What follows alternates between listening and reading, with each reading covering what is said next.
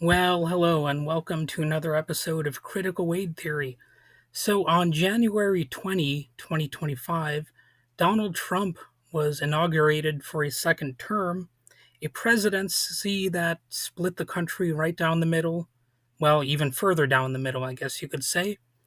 And the inauguration was indoors this time, thanks to freezing temperatures and just how big of a wuss Donald Trump is, because obviously other presidents had it outside even when it was cold, but he's a wimp.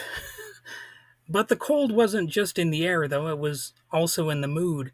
Protesters lined the streets, tensions were high, and yet what stole the spotlight wasn't politics, but a performance. Carrie Underwood, country pop megastar, slated to sing America the Beautiful, and oh, how majestic that would be. But something unexpected happened. The music failed. Silence. No track. No cue. So Carrie Underwood said, "If you know the words, help me out here." And the crowd joined in with her rendition, which was done a cappella, voices rising in unison, carrying the melody in a makeshift a cappella fever dream. It was moving for some, stirring. The moment went viral, hailed by some as spontaneous unity, grace under pressure, Americana at its best. Ah, isn't that enough to melt your dumb little heart? But here's the thing. In some ways, that's exactly the problem. In a moment that should have been contentious, even controversial, the national spotlight shifted, not to policy, not to power, but to a patriotic bullcrap sing along that soothed the nerves and softened the edge and distracted the masses from the calamitous fascist administration that was taking even deeper root than it already had the first time. And Underwood's performance didn't just fill dead air, it filled the space where criticism might have been. And yeah, I know I can already hear the counter arguments now. Shouldn't America at least have some moments of unity where we're holding hands and singing Kumbaya? It's a thing that I understand. It's an urge that deep down I actually kind of share, but not with this lunatic, you know?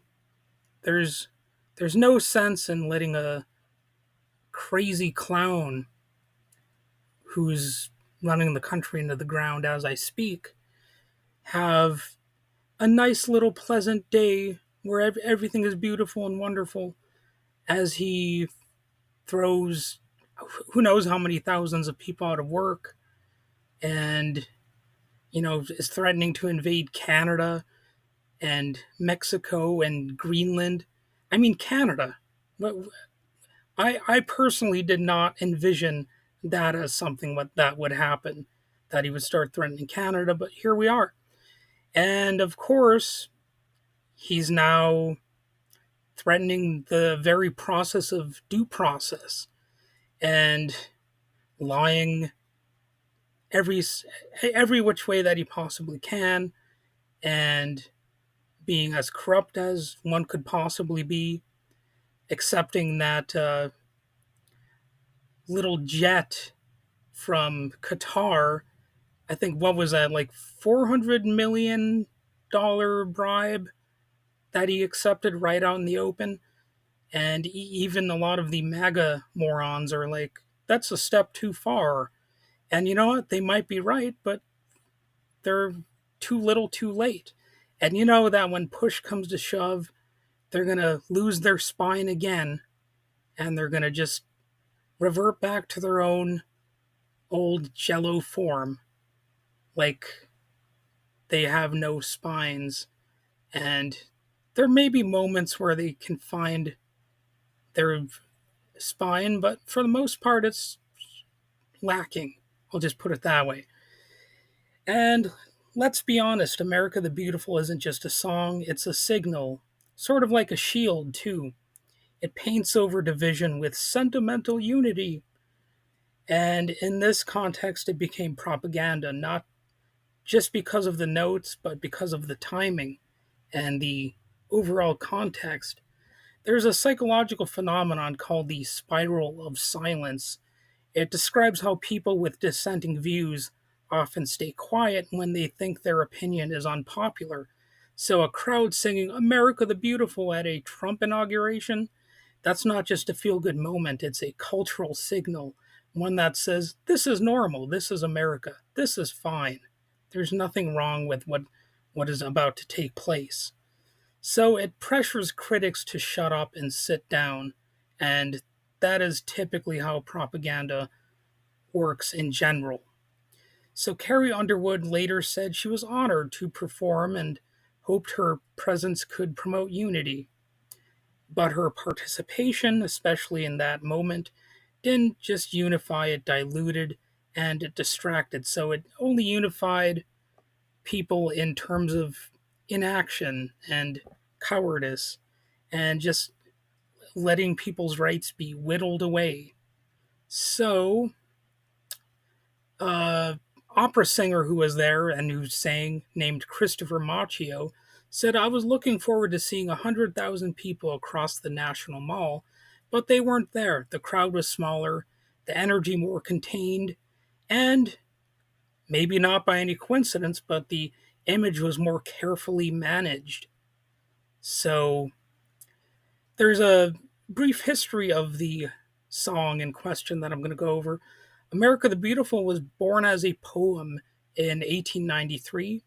It's since been wrapped in red, white, and blue, trotted out at every major civic ritual to remind Americans that they're supposed to feel pride, gratitude, and reverence.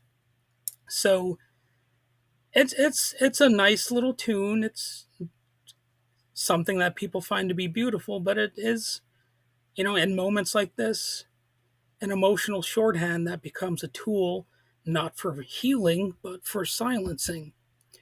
And this is the same playbook we've seen before. Use familiar symbols to drown out discomfort, like the flag, the Bible, even though Trump was holding it upside down, but still the Bible, and songs like this.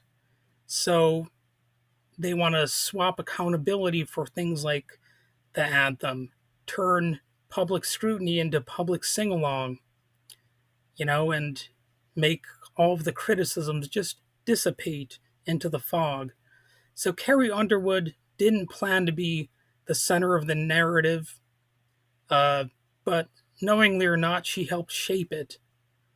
Well, maybe she did want to be part of that narrative. I'm not sure. I mean, it's hard to say. But sometimes patriotism isn't about pride.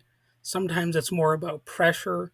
And sometimes the songs considered beautiful are used to cover up the ugliest truths. So that's about it for this little episode of Critical Weight Theory. I like to break down the performances behind the politics and the silence that often follows. So subscribe, share, and stay sharp.